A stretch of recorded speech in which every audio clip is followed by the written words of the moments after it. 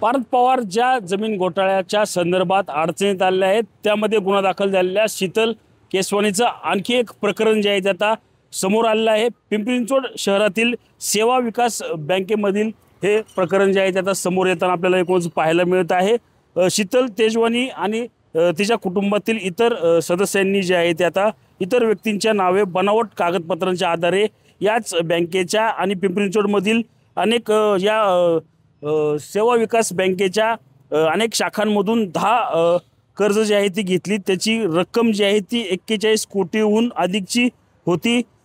मात्र यामध्ये एक धक्कादायक बाब जी आहे ती समोर होती। ज्या कारणासाठी हे कर्ज घेतले गेले ती खरेदी करण्याऐवजी त्यांनी त्या कर्जाचे पैसे जे आहेत ते इतर ठिकाणी गुंतवलेले जे आहे ते त्या ठिकाणी आपल्याला पाहायला मिळतं। यामध्ये पाहिलं तर ज्या मुख्य कारणासाठी हे कर्ज घेतलं होतं त्यामध्ये 2 आलिशान कार आणि एक लॉनचा व्यवसाय जो आहे तो करण्यासाठी याच बँकेतून जे आहे ते कर्ज घेतलं होतं।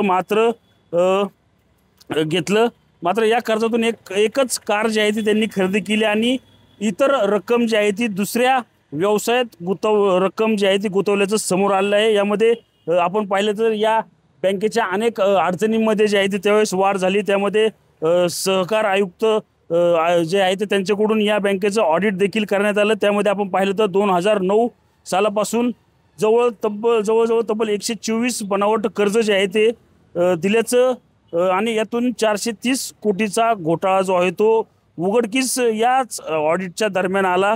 त्यामध्ये आरोपी सागर सूर्यवंशी असेल किंवा याच पार्थ पवार प्रकरणातील आरोपी शीतल तेजवानी यांचं देखील प्रकरण जे आहे ते त्यावेळेस उजेडात आलं होतं।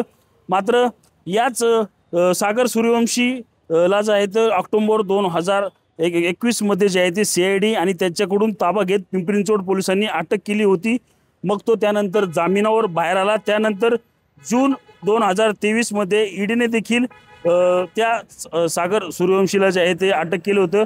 याच प्रकरणी आता पत्नी शीतल तेजवानी हिला बावधन पोलीस जे आहे ते आता कधी अटक करतील त्याचप्रमाणे याही घोटाळ्याचा जो आहे तो धागा पकडत आणखी तपास पुढे करतील का आता हेच पाहणं या ठिकाणी महत्त्वाचं राहणार आहे। रणजित जाधव, TV9 मराठी, पिंपरी चिंचवड।